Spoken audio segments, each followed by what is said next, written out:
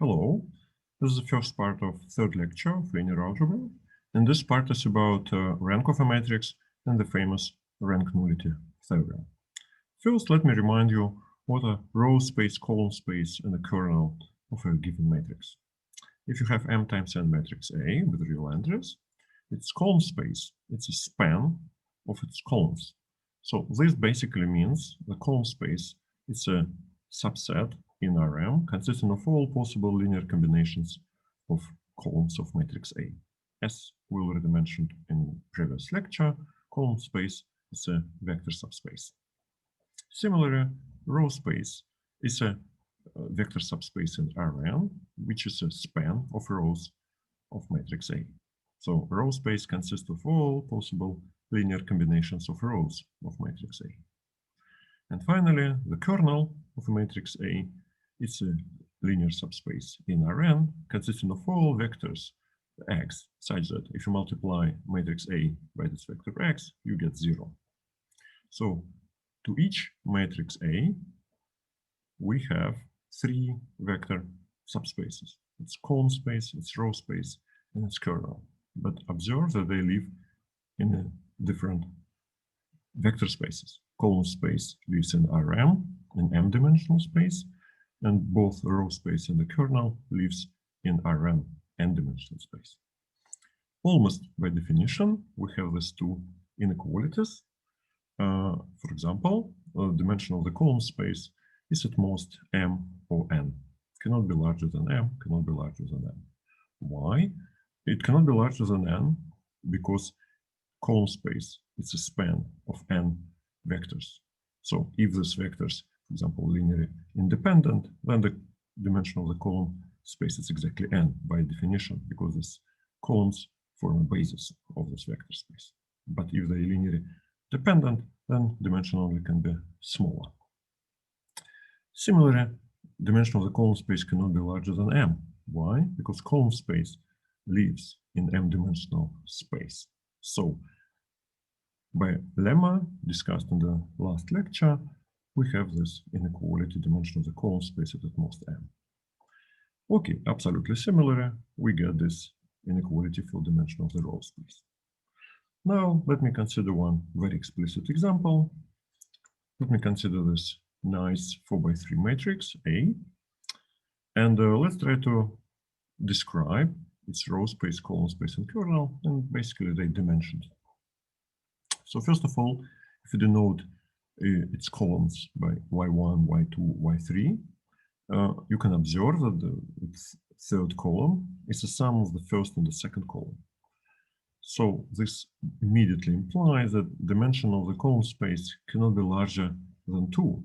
Why? Because dimension of the column space cannot be larger than the dimension of the span of the first two vectors, y1 and y2.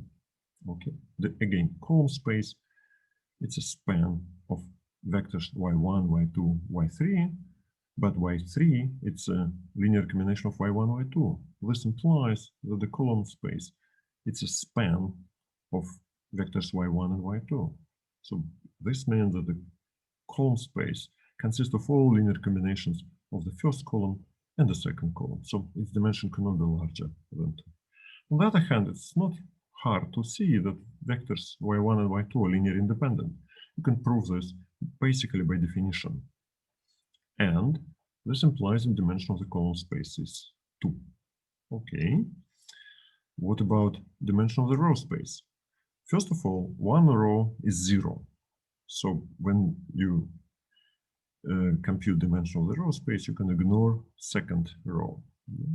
So if you denote rows of this matrix by x1, x2, x3, and x4, to be precise, we have to transpose them, because remember, we agreed that we consider vectors always as columns. So when we deal with rows, we first transpose them. And okay, one row is 0, so x2 is a 0 vector. And one can notice, this is less obvious than in the previous case with columns, but one can notice that fourth row, it's a linear combination of the first and the third row. Basically, you can take first row, multiply by 10 and add third row, and you got fourth row. So this means that the row space is a linear combination of, consists of linear combinations of first row and the third row. So it's a span of these two vectors, x1 and x3. Then dimension of the row space cannot be larger than 2. But absolutely, like in the previous case, one can see that x1 and x3 are linear independent, so dimension of the row space is 2. Okay. Finally, we need to find the kernel of A. How to find the kernel of A? Basically, by definition, we have to consider vectors in three-dimensional space with coordinates, say, x1, x2, x3, such that A times this vector is 0. This gives us 4 equations, but one equation going to be 0 equation, yeah, because it's basically going to be this row, take a dot product with this vector x1, x2, x3, and it disappears, but yeah. Also, we know that the fourth equation going to correspond to this vector x4. Yeah, the fourth equation is going to be, say, 12x1 plus 35x2 plus 47x3 equal to 0. And we know that this is going to be linear combinations of the first equation and the second equation. So really, we have 2 equations. Solving these equations, we can find that the kernel is one-dimensional. Okay. However, we can actually use some result from the last lecture to prove this immediately. Okay, namely, let's go to the next slide and state it in more full generality. Okay, so let's fix some m times n matrix A, and where n is number of columns, m number of rows, and then one have this equality that the kernel of the matrix A is orthogonal complement to the row space, and the row space is orthogonal complement to the kernel of A. Okay, if you think about the first equality, this equality, when you defined kernel of A, like in the previous slide, when you consider vectors in Rn and you multiply them by the matrix A, this is nothing but you take in the dot product of its rows and this vector. So the kernel of A consists of all vectors in Rn which are orthogonal to vectors in the row space, to its rows. Okay, so this basically immediately gives you this equality. But then we proved in the last lecture that if you take orthogonal complements twice, you basically get the same vector space. So if you apply to this equality orthogonal complement, if you take orthogonal complement of the left-hand side, orthogonal complement of the right-hand side, you get this immediately. Okay, so the key point to prove this equality, and this immediately follows from this equality using the result from the previous lecture. Okay, this gives you the very nice corollary. The dimension of the row space and dimension of the kernel is n. Why? Again, here we used the final result of the last lecture. Okay, and sometimes one can think of this corollary as a rank nullity theorem, which we stated now, which equivalent to this corollary, as we will see a little bit later. Here is rank nullity theorem. The dimension of the column space and plus dimension of the kernel is n. Okay, if you compare these two equalities, yeah, they immediately gives you this. So dimension of the row space of A and dimension of the column space of A is the same. Okay, this is a very important result, and I may say this is probably one of the most important results in this course, at least in my opinion. Okay, so because of this, let's check its proof in details. So let's prove this equality. Okay, let's do it slowly. Okay, How to prove it? So again, we fix a matrix A, M times N matrix A, and first we fix some bases of the column space. We call it W1, W2 up to WL. So here L is a dimension of the column space. Then we fix some bases of the kernel of A. Let's call it V1, V2 up to Vk. Here K is a dimension of the kernel space. So what we want to prove? We want to prove that K plus L is N. Okay, how to do this? So first, we can choose L vectors in n-dimensional space. Let's call them Vk plus 1, Vk plus 2 up to Vk plus L, such that if you multiply A by this vector Vk plus I, you get vector Wi in the basis of the column space. Let me remind you, first of all, that the column space lives in m-dimensional space, where m is the number of rows. On the other hand, these vectors, Vk plus 1, Vk plus L, they live in n-dimensional space. When you multiply matrix A by vector in Rn, you get a vector in Rm. So why we can find such vectors? Almost by definition, remember that the column space of a matrix A consists of all possible linear combinations of its columns. But any given linear combination of columns of A can be obtained by multiplication of matrix A with an appropriate vector in Rn. We discussed this as an important observation twice at least. Okay, so using this observation, we immediately see that such vector exists. Okay, now we claim that these vectors V1, Vk plus L span Rn. And let's prove this, but on the next slide, we're going to prove that this vector is actually linear independent. So what does it mean? It means that this vectors is a basis of Rn. But we know that any basis of Rn consists of n vectors. This proves you the equality K plus L equal n. So this is basically the first step. This step implies that K plus L larger or equal than n. Okay, let's prove it. How to prove it? By the definition. You take some vector x in Rn, and you have to show that this vector x is a linear combinations of these vectors, V1, Vk plus L. This means they span Rn.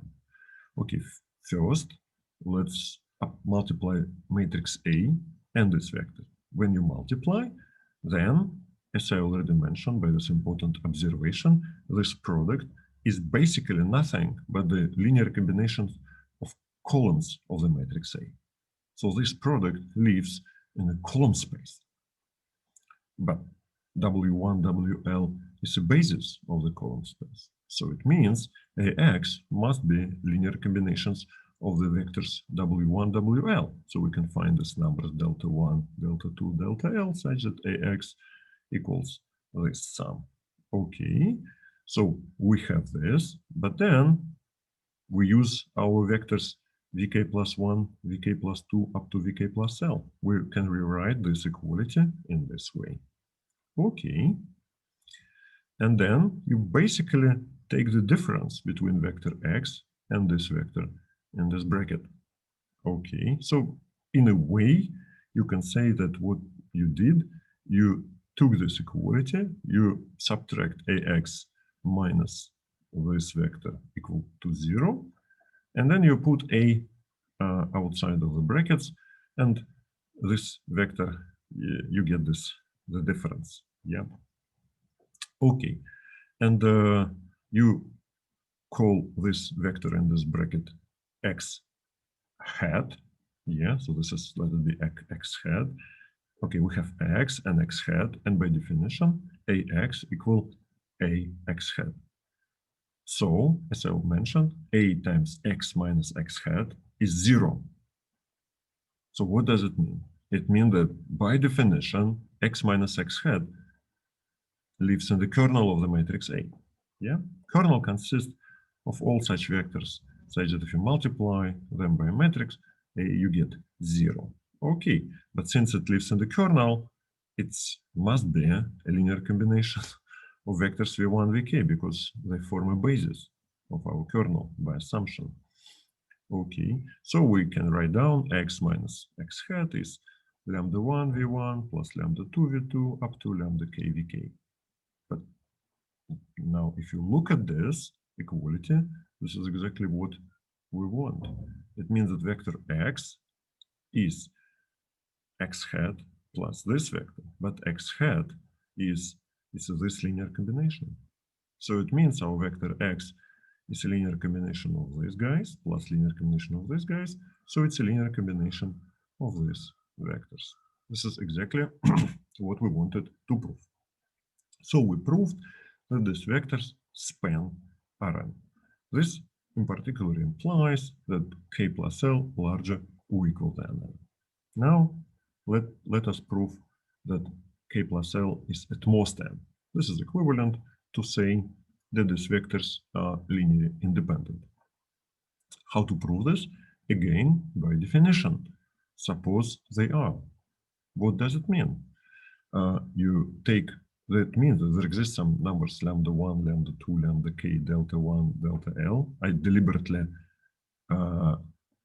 use different Greek letters to denote first k numbers by lambda and remaining l numbers by delta, because we cooked up this basis out of two different subsets, yeah, of vectors. Yeah, so we assume, so if these vectors are linearly independent, if they're linearly dependent, you have such numbers such that this linear combination is 0, and at least one of these numbers is not 0.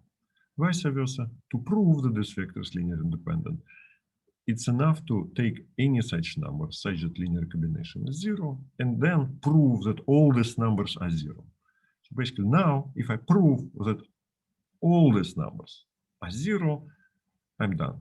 By definition, my vectors are linearly independent. Okay, now basically you look at this equality and you do what your subconscious wants to do. You have, on the left-hand side, you have a vector in Rn, in n-dimensional space. So at least my subconscious at this moment wants to multiply everything here by matrix A. Okay, so you multiply everything by A, all these vectors disappear. Why? Because they, in the kernel, when you multiply each of them by A, you get 0. And if you multiply each of these vectors, vk plus 1, vk plus 2, vk plus l by A, you, by definition, got vectors w1, w2, wl. So in this equality becomes this equality.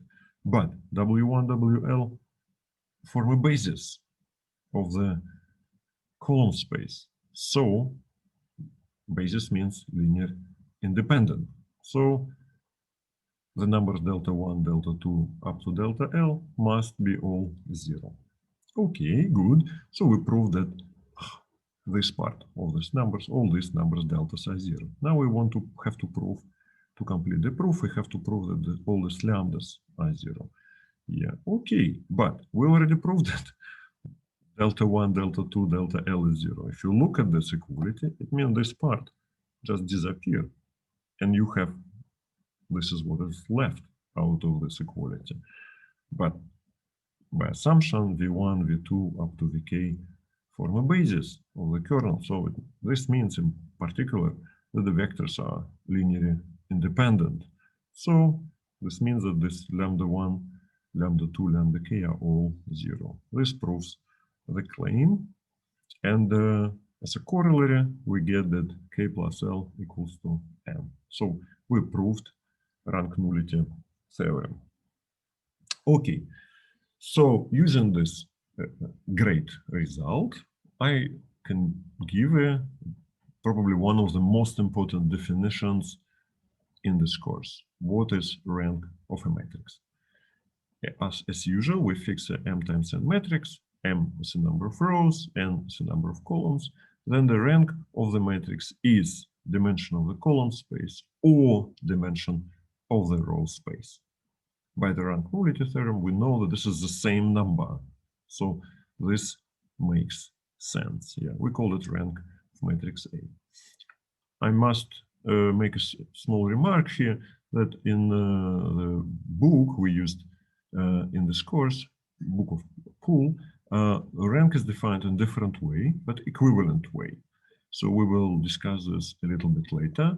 So our definition of the rank is this, and this is absolutely standard definition. If you, for example, go to Wikipedia page or majority of linear algebra books, you will see this definition of a rank of a matrix. Okay, you can restate it in the following way.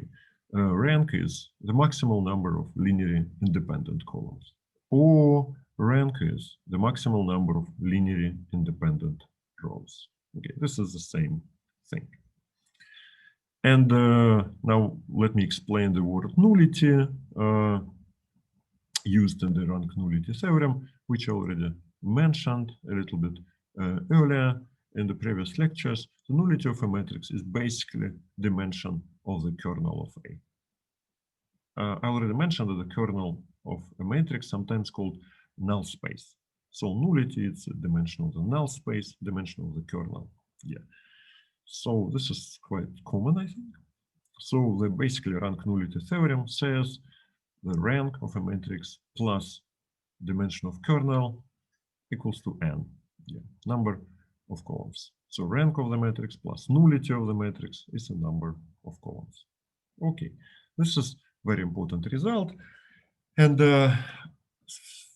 I basically started my very first lecture, the first part of the first lecture, with illustration of this result, geometric illustration of this result, Schall theorem. Let me repeat it because in the first lecture, this was illustration. We didn't know what is the rank. We didn't know what is the rank nullity theorem. Now we know all of these things and then we can use them. So let me just repeat what we started with. Okay. Let's consider Schall theorem in one explicit example. This is the same example I used in the lecture one. I take two curves in R2 in the plane given by cubic equations, polynomial equations of degree 3, and they look a little bit uglier, but as I already mentioned in the first lecture, they're not so ugly. So let's call these curves C1 and C2. Then I can compute using any computer algebra package that the intersection consists exactly of 9 points. The first 8 points looks quite okay. The final 9th point looks not quite okay, but still not so bad. So Schall theorem in particular says that if you have another cubic curve that contains first 8 points, this cubic curve must contain the 9th point. Okay, this is a Schall theorem in this particular example. Yeah, again, let me remind you that the cubic curve is a curve in the plane that are given by zeros of polynomial of degree 3 in 2 variables. So you have polynomial equations like this, maybe with some different numbers. We call such curves cubic curves. Okay. Now let me basically repeat what I did in the lecture one, but now we have a much better understanding what's going on. Okay, let's check the theorem in this case explicitly using rank nullity theorem and a little bit of Python. Okay, so we fix some cubic curve in R2. It's given by this equation, yeah, where A1, A2, A3 up to A10 are some fixed real numbers. Yeah. So now we assume that this curve C passes through first 8 points. It contains these 8 points. What does it mean? It means if you substitute these 8 points into these equations, you get 8 equations of degree 1. Yeah, this is our equation. Okay, it's quite, looks a bit complicated, but if you look at this equation, you see that you can think of this equation as an equation of a kernel. yeah, of a kernel of 8 times 10 matrix. Let me just basically restate it in the matrix language. Yeah, we have this matrix, yeah, and the equations of the previous slide are nothing but, by the definition, kernel. They define kernel of this matrix in R10. Yeah, and using computer algebra system, or for example, package SymPy in Python, you can check that the rank of this matrix is 8. You can actually check it also without any computer algebra systems, but it's going to take some time because number of variables is quite a lot. Yeah. Anyway, we know that rank is 8, and now we apply rank nullity theorem. Rank nullity theorem tells you that the kernel is two-dimensional, but we already know 2 vectors in the kernel. These vectors are formed by coefficients of the polynomial equations of the first and the second curve. And one can observe that these 2 vectors are linearly independent. So we know that the whole kernel is two-dimensional, and we found 2 vectors in this kernel. So it means that all other vectors in the kernel are linear combinations of these 2. So it means all solutions of our system of equations form two-dimensional vector space, and we know how this vector space looks like. We found all solutions. Solutions of linear combinations of the 2 solutions which correspond to the curves C1 and C2. Geometrically, this means that every cubic curve that contains 8 points, these 8 points, can be given by this polynomial equation for some lambda and mu, some real numbers, where f1 equal to 0 is the equation of the curve C1, and f2 equal to 0 it's equation of the curve C2. And of course, this immediately gives us Schall theorem. Why? Because, of course, curve like this contains 9th point, because 9th point were the point where both f1 and f2 vanish at this point. So if you substitute 9th point into this equation, you get lambda times 0 plus mu times 0 equal to 0. Okay. So here I used the following Python code. If you never met Python before, you can just ignore the slide. But if you met Python, you basically can quite easily see what's going on. Here we defined these unknowns, which I used in the previous slides. X, Y, it's my coordinates X and Y.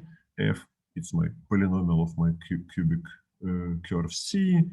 P1, P8 are points, my first 8 points. This word rational means that I ask Python to treat this number is a fraction. This rational 2, 1 is basically 2 over 1. It's an integer. I decide to use this rational symbol just basically to force Python not to convert any fractions into decimal expansions. Yeah, so in this case, Python can handle fractions as fractions. Yeah, numerator over denominator. Okay. And then I these 8 lines, I substitute coordinates of these 8 points into my polynomial f, and I get equations L1, L8. Yeah. And then this line, I take these equations and form a matrix out of them, 8 times 10 matrix. Yeah. So my M is my matrix. And then this red command, it's a computation of rank. So here I print the rank. So rank is 8. So basically this line, once I run this code, I get 8 here. This line proves Schall theorem in this case. Okay, and now the remaining part of the code is basically explanation how did I find 9 set points of intersection of the curve C1 and C2. So they are not essential for this example. So basically Schall theorem is proved at this line. Yeah, and here when I print these points, this basically gives me coordinates of 9 intersection points. Okay, this is how I cooked up this example. Okay, so let me consider one more illustration of rank nullity theorem, which more theoretical. Here, in this example, my illustration of rank nullity theorem was, in some sense, practical. I applied rank nullity theorem in very explicit problem.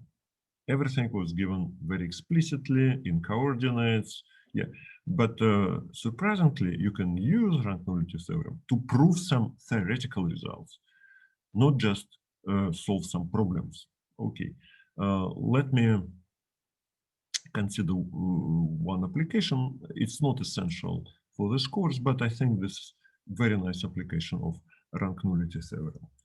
So it's a classical theorem in geometry. It has no name, it has no author because it's classical. Yeah, it basically says the following. If you fix 5 distinct points in the plane such that, this is a crucial condition, such that at most 3 points among these 5 points contained in one line. So we know, of course, from high school that through every 2 distinct points in the plane there exists unique line passing through these 2 points. Yeah, but occasionally if you take larger subsets like of 3 points, 4, 5, it may happen that you have more points on one line. Yeah, we assume that we have at most 3 points among these 5 contained in one line. 3 is okay, 4 is not okay. You cannot have 4 points in one line. So this is sort of generality condition. So you assume this, and then there's a theorem which basically says that there exists unique conic in the plane that contains these 5 points. Conic in the plane, by definition, is a curve in the plane that is given by polynomial equation of degree 2 in 2 variables. It's very similar to cubic, but simpler because its degree is 2, not 3. Okay, this is very explicit theorem, theoretical.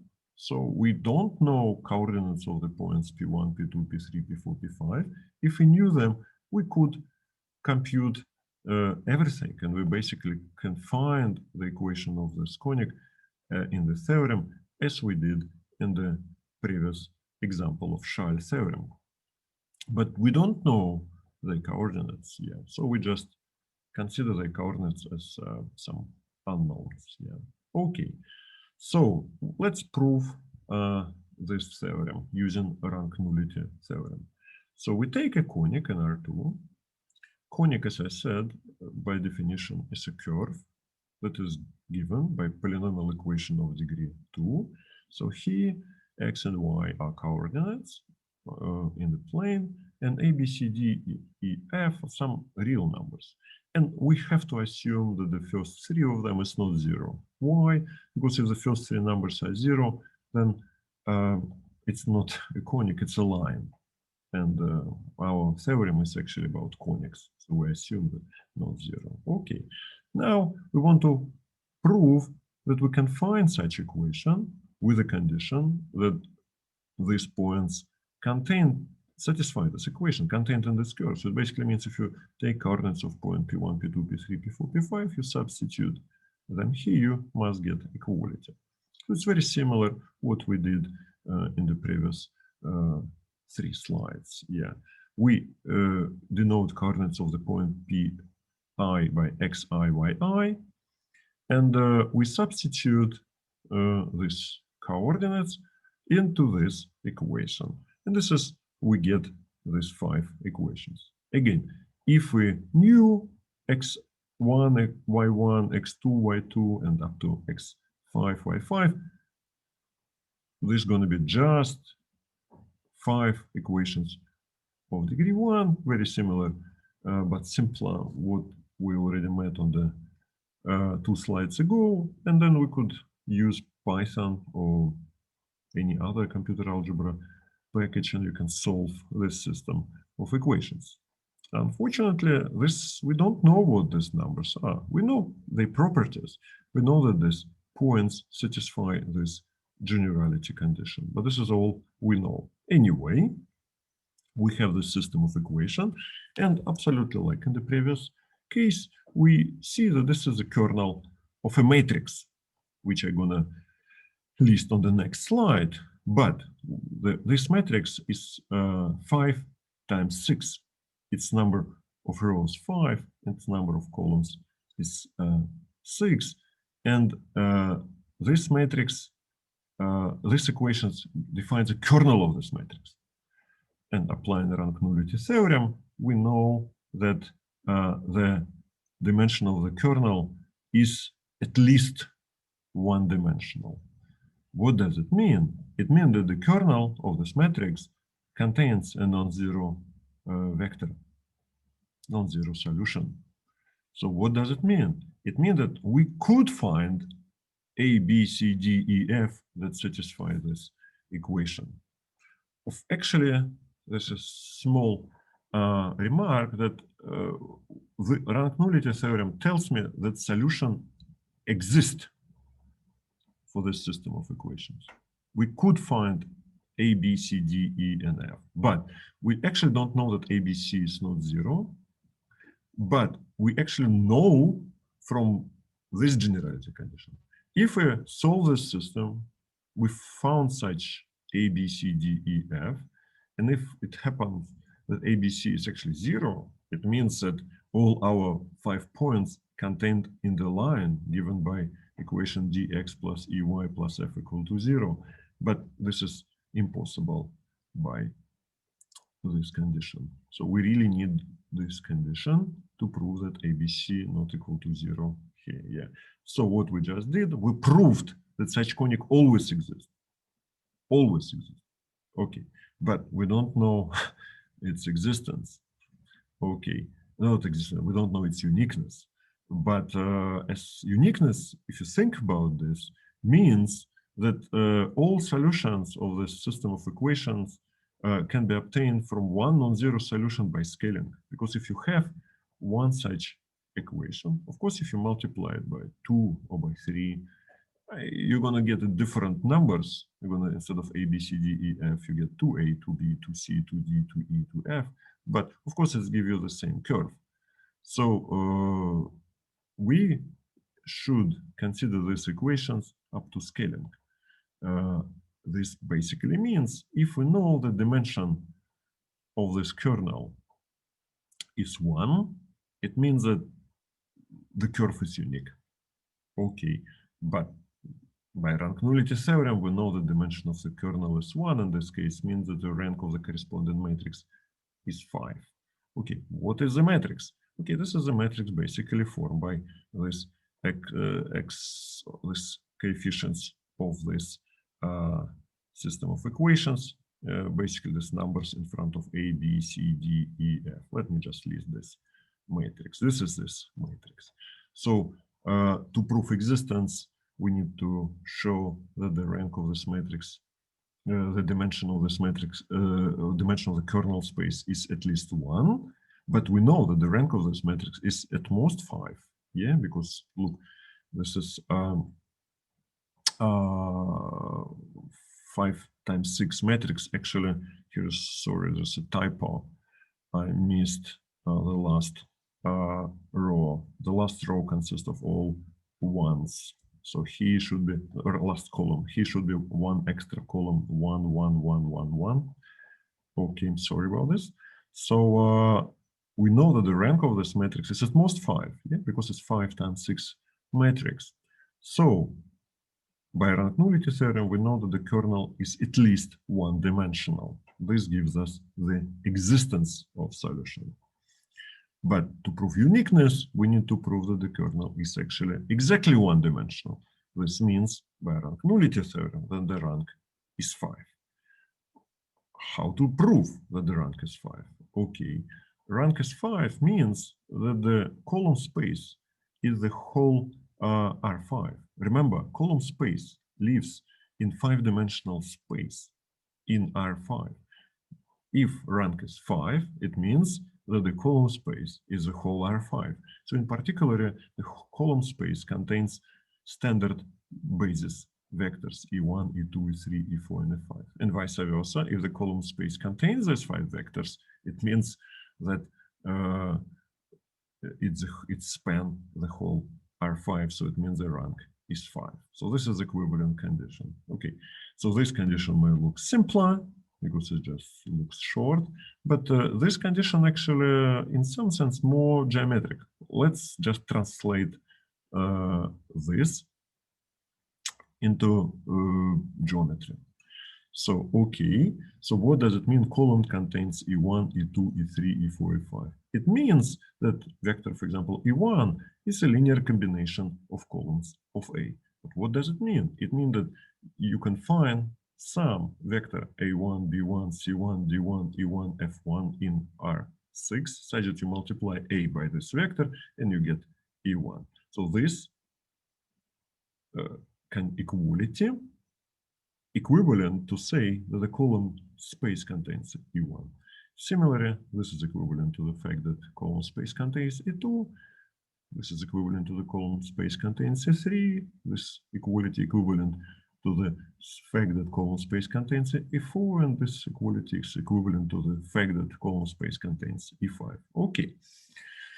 So this may look a little bit even more complicated than what we originally started with. We want to prove this. We mentioned that this is equivalent to this, and this is equivalent to this. But now, if you look at, for example, one of these equality, this, what does it mean? It means that there exists a conic such that there exists polynomial equation of degree 2 such that it's 0 at the second point, third point, fourth point, fifth point, but it gives you 1 at the first point. It means there exists a conic which passes through point P2, P3, P4, P5, but doesn't pass through point P1. And similarly, you can restate this in purely geometric language. So what we just did, we proved very handy geometrical condition for the uniqueness. So uniqueness of the conic follows from the following purely geometrical criterion. For every point Pi among our points P1, P2, P3, P4, P5, there exists a conic Ci in R2, which is given by some equation. We actually do not need to know this equation, but we only need to know the condition that this point of Pi is not contained in Ci, but Ci contains all other points in our set. So, for example, C1 is a conic which doesn't contain P1, but it contains P2, P3, P4, P5. This geometric condition actually is not hard to check if you just think about this. If I give you 5 points in a plane and I ask you, cook up a conic, any conic, I don't care which one, that passes through P2, P3, P4, P5 and doesn't pass through P1. It may look complicated, but it is actually not very complicated because I never assume that this conic is actually looks like an ellipse or hyperbola or parabola. For example, this conic can be union of 2 lines. If you have union of 2 lines, say x equals 0 and y equals 0, then the union is given by equation xy equals 0. It's a conic. And so in particular, I can find these 5 conics in this geometric criterion using union of 2 lines. And this is very straightforward. Yeah. So for example, let's show that the first conic exists, C1. So we need a conic which doesn't pass through P1 and that pass through P2, P3, P4, P5. Okay, so I just take line which pass through P2, P3, I call it L23, and I take a line which passes through the point P4 and P5, I call it L45, and I take the union. So this is a conic. It definitely contains points P2, P3, P4, and P5. But I'm not sure it doesn't contain P1. If it doesn't, we're done. If it contains P1, we have a problem. Yeah, but we can solve this problem. How? First of all, without loss of generality, we may assume that P1 is contained, for example, in L23. I mean, this is the second case. If P1 is contained in L45, it's similar. Yeah, so we may assume that P1 is contained L23. And then if you just make a picture of what's going on, so you immediately see that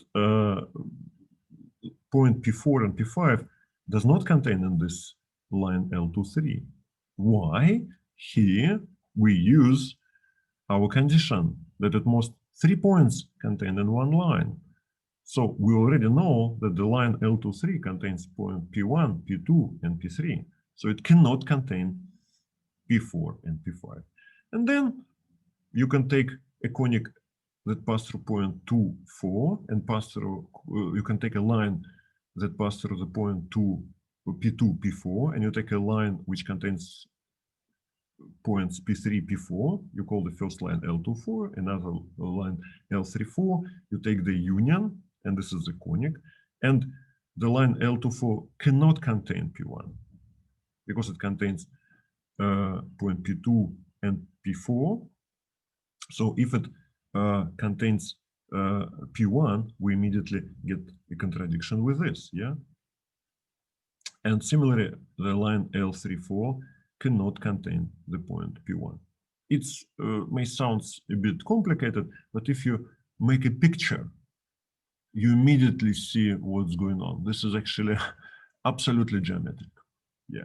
Okay, so you can take your conic C1 to be L24 and L union L35, union of these two lines. Okay, this proves you the existence of the conic C1. Absolutely in the same way you can prove the existence of conic C2, C3, C4, and C5, and which proves our theorem. Okay, let me stop here.